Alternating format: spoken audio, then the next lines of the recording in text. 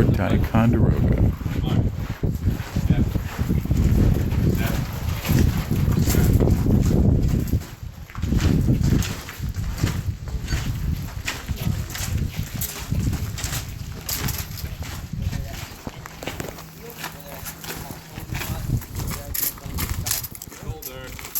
Firelock.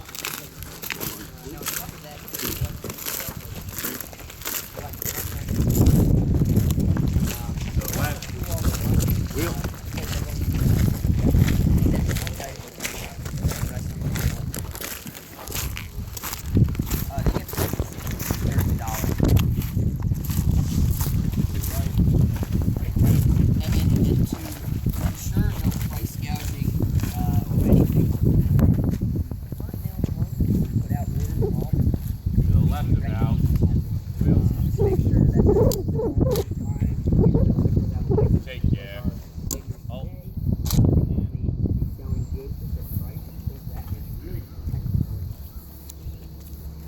Good morning, ladies and gentlemen. Good morning. Good morning. Good morning, ladies and gentlemen. Good morning. We got to work on that. Well, I'd like to start off by just welcoming you guys to Fort Ticonderoga.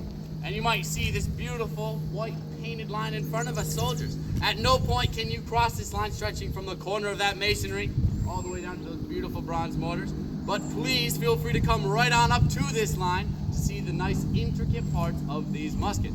So come on, come right up to this line. Don't be very shy.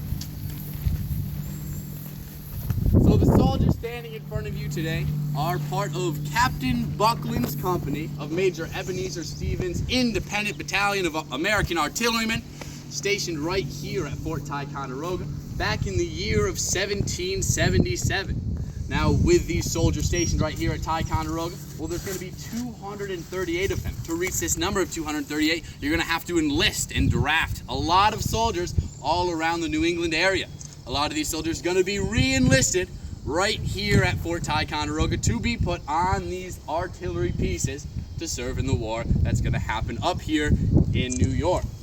Now, with these soldiers re-enlisting, that's not going to be enough to fill the ranks of Captain Buckland's company. So he's going to have to draft even more soldiers from other regiments all around the New England area.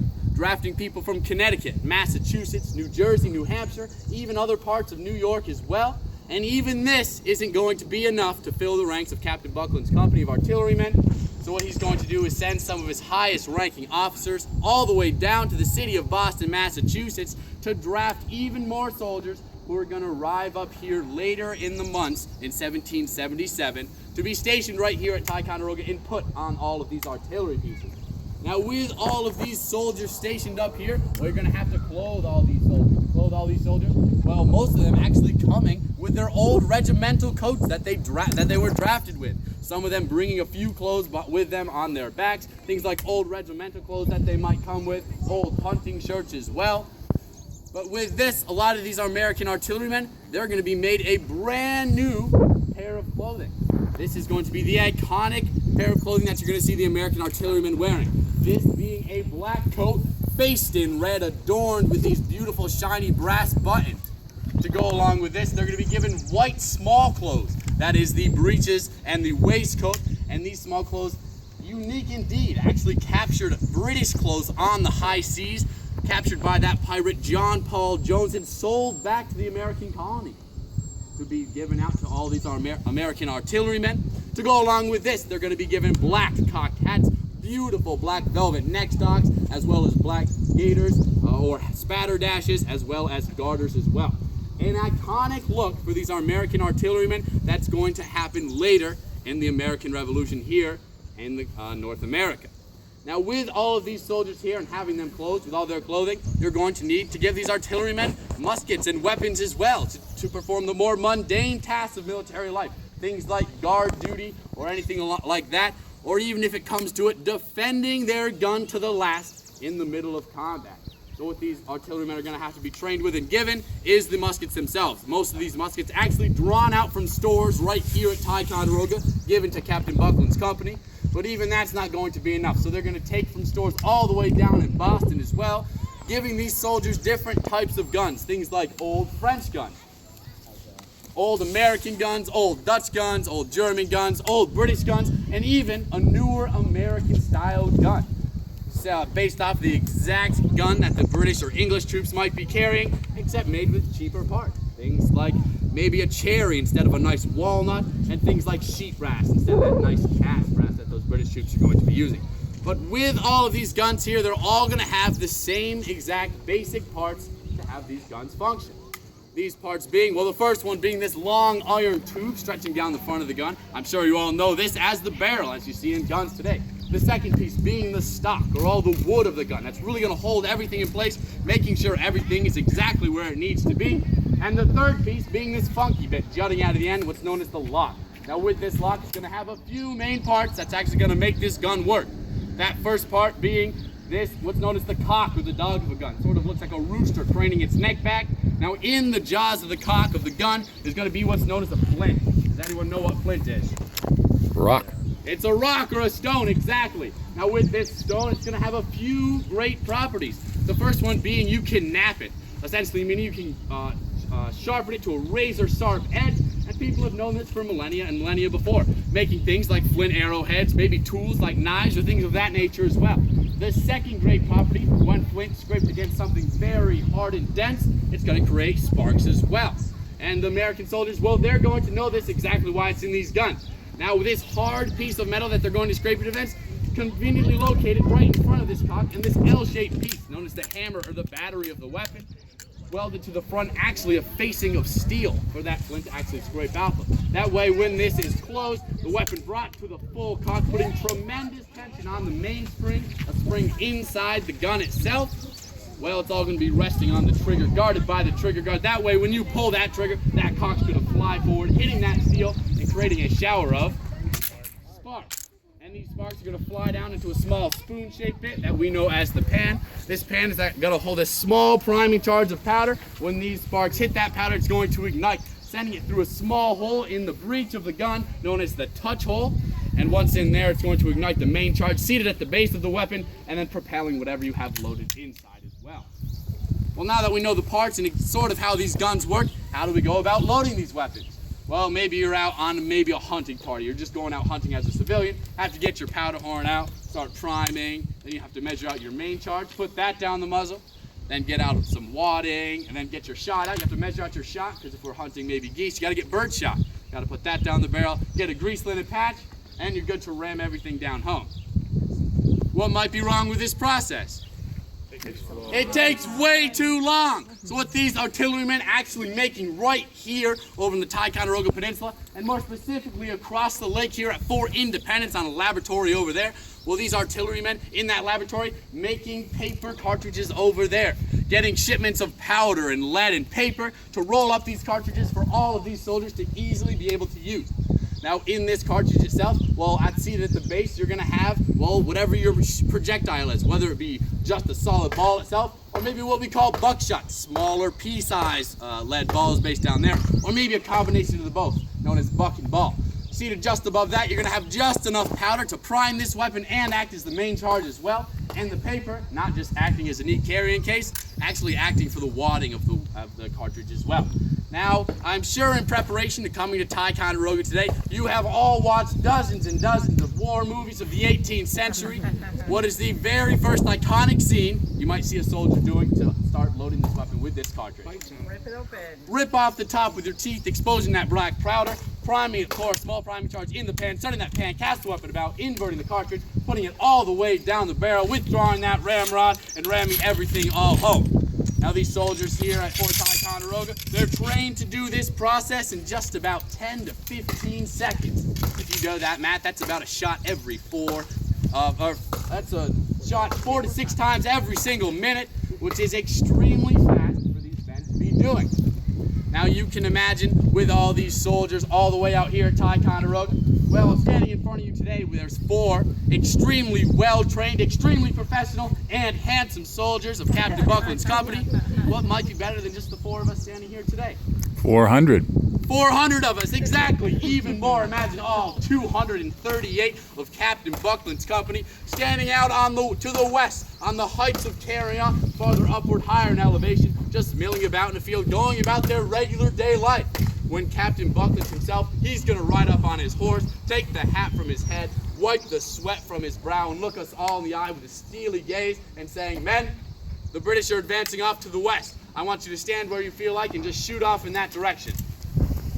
Did anyone tell me what might be wrong with this? Something that you may call friendly fire. We, in fact, don't think it's all friendly to begin with.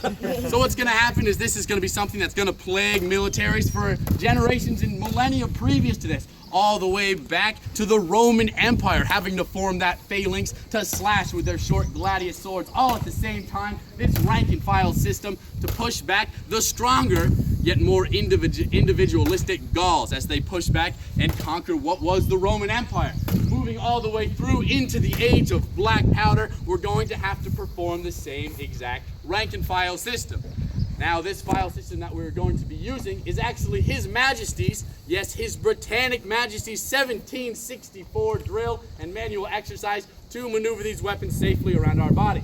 Now, this drill originally calls for a 3-rank system. Now, with this system, that front rank man, when he has to go to fire, he has to kneel down. And when he has to reload, he's got to stand back up. This turns out to be way too cumbersome and annoying for these troops over here in North America, so these soldiers are going to trim it down to a 2-rank system. Now, in this 2-rank system, we are very, very close to one another, just about a half-arm's distance away. Now, with this half-arm's distance, when that rear rank of soldiers goes to present their weapons, it should clearly pass the man in the front rank. This is if they are that half-arm's distance away. If they're more like 2.5 arms distances away, well, we're right back to that problem where we were before. Now, the same thing goes for the front rank soldiers as well. Say the soldier next to me, a veteran of our last war. He's a crack shot. He can shoot the wings off a falcon on a cloudy day, but if he likes to take a big old step back when he goes to load his musket, well, now he just knocked everyone around. He has a loaded musket pointing to the rear rank. Well, we're right back to that problem where we were previous to this. So to maneuver these weapons around our bodies, we're going to have to drill for hours and hours every single day to learn this 1764 manual of exercise. Now, with this in the loading process, these men would get the first command, poise your firelock, 1, 2. Simply poison their firelock right up in front of their face, waiting for the next command, handle, cartridge. All snapping their weapon to the breast, whipping open that pan, reaching in their cartridge box, getting out one of those cartridges, butting up the top, getting a nice mouthful of gunpowder, holding it right up by their chin for safety's sake. Waiting for the next command, prime. Also pouring that small priming charge into the pan, putting 3 fingers behind that battery, waiting for the next command, shut, pan, starting that pan, casting that weapon around their body, all as close as they can for safety's sake with their muzzles just up in front of their face, waiting for the next command, charge with cartridge. Pouring that cartridge right down the barrel, just starting the ramrod right out of the loops, waiting for the next command. Withdraw, rammer. Every soldier withdrawing that rammer, just starting it down the barrel of the musket, waiting for the next command. Ram! All soldiers propelling that ramrod all the way down, seating that cartridge all the way at the breech of the weapon, and then putting it back all but a few inches, waiting for the next command. Return, rammer. 1, 2. All these soldiers returning their ramrod, snapping up to the position known as the recover. At this point, any officer would know all of his soldiers are all loaded, giving the next command, shoulder your firelock. 1, 2. Now, any good officer worth his salt would know at this point, well, we probably just shouldn't stand out here in the middle of a field, so they're going to find the most advantageous position, marching their men around a battlefield however they will, anywhere they possibly can, to get the best spot to shoot at any enemy forces marching upon them. Now, just as is the loading procedure, so is the firing procedure as well. After moving through this step-by-step system to safely maneuver these weapons around our bodies so we do not harm one another. Now, the first command in the firing sequence, they would get, poise your firelock, 1, 2. Cock your firelock.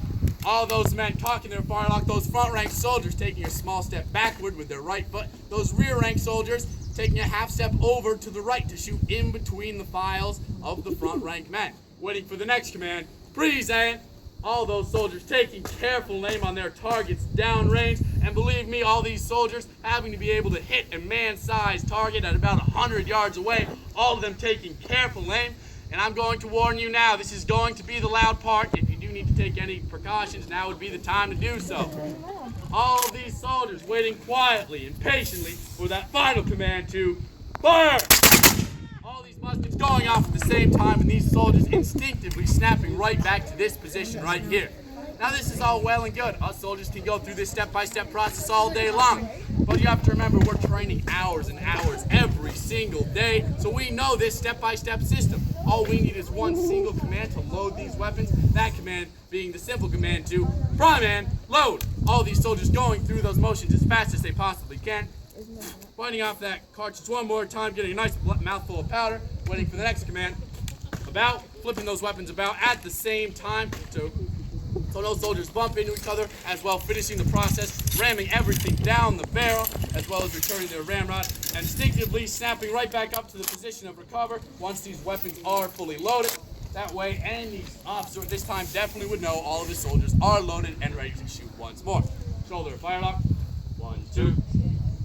Now as well, we know we're all American soldiers here. What are Americans very, very good at now today, as well as back in the 18th century?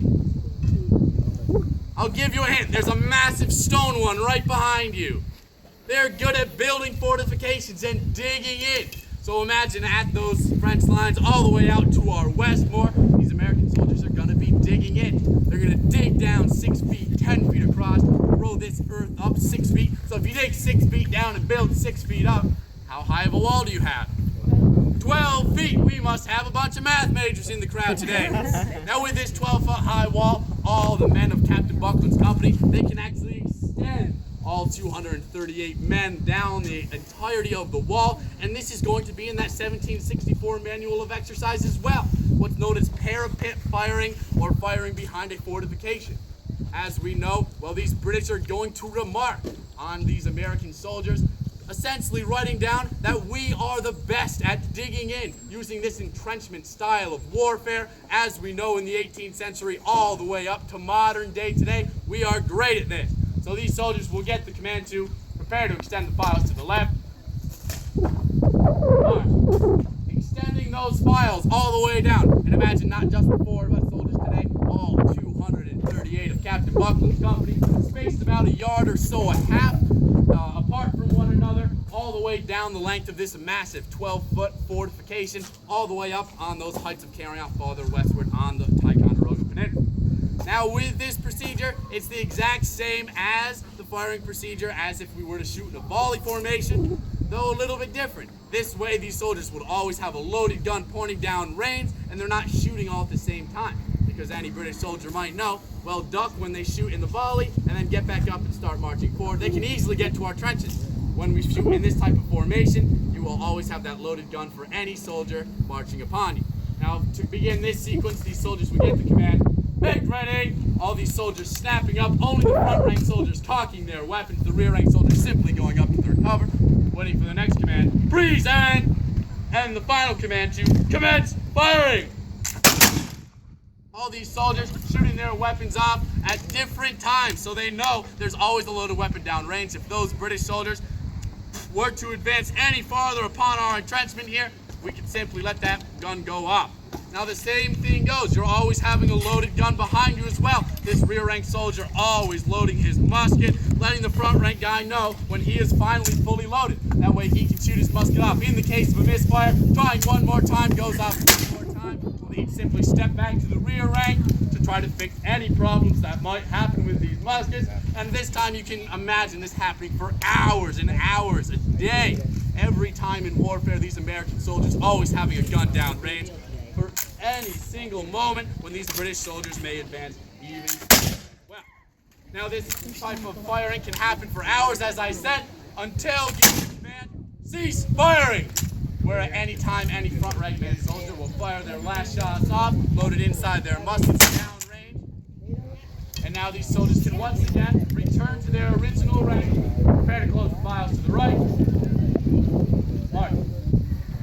Coming right back up to that nice close 2 rank and file system.